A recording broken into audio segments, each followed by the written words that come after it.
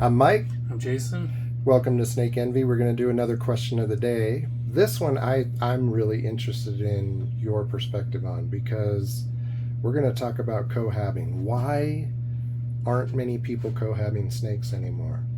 There's obviously snakes you have to be careful of, kings and milks, and there's some others that are cannibalistic, but there's a ton of snakes that aren't. Garters and gophers and what was the other one? The obvious one. There's corns. Corns, rats, yeah.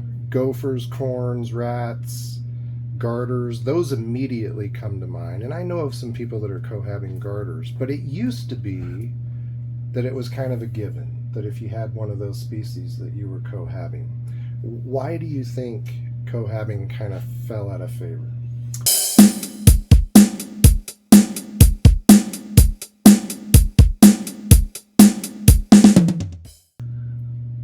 I have no idea why it fell out of favor. I had a couple people ask about it this weekend at the expo, and I told them it was fine. I've done cohabbing on a few things. I cohab, sometimes I'll cohab a group of hatchlings, and because I'm out of space, Yeah. and I'll house them in a tub, and then the biggest thing, I think the most important thing about cohabbing is separating them to feed them, because if you're just throwing stuff in there, they can think they're wrapping up their prey, and they could be wrapping up another snake, and so that's the most obvious. I had a gopher snake eat a gopher snake before, doing that same situation.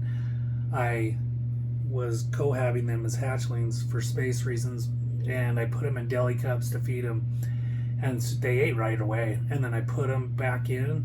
Well, they still had food on their mind, and one of them decided to eat another one.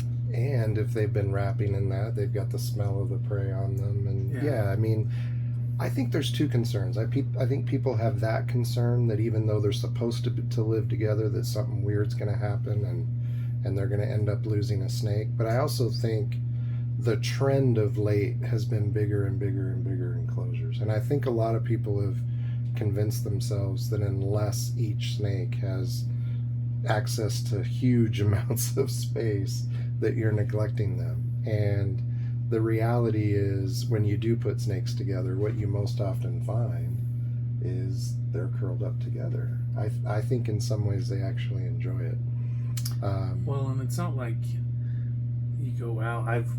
In spring is a great example. Like, you're flipping rocks, and all of a sudden you see 10 snakes under a rock, or 5 snakes under a rock, or whatever. Yeah. Like in Kansas, it's not unreal to see 20 under a rock, but sometimes you see a rat snake, a milk snake, or a king snake, and then ringnecks, and so I've seen multiple species under the same rock. It's fairly common.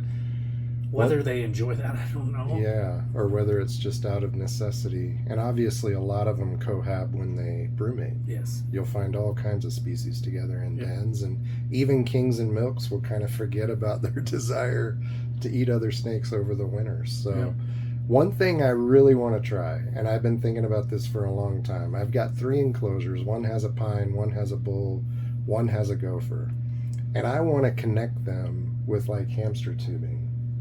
And I just want to see, how frequently they would move between enclosures, how often I might find all 3 snakes in the same one. My wife is betting that if I do that, they'll always want to be in the hamster tubing where it's nice and tight, and they won't even be in their enclosures anymore. Well, I'm wondering, that's a great idea.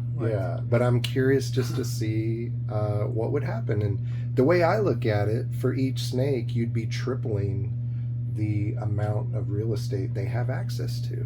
And I do want to do it, and I'm just trying to figure out. I've got 2 of them right next to each other, so that's easy, but the other one's on the other side of the room, so that'd be really cool to have a long tube, crossing the room. But I really want to do this, but I think it would be an interesting experiment. So please let us know in the comments, have you cohabbed in the past? Are you cohabbing now? And why does it seem like it's kind of fallen out of favor? Thank you. Thanks.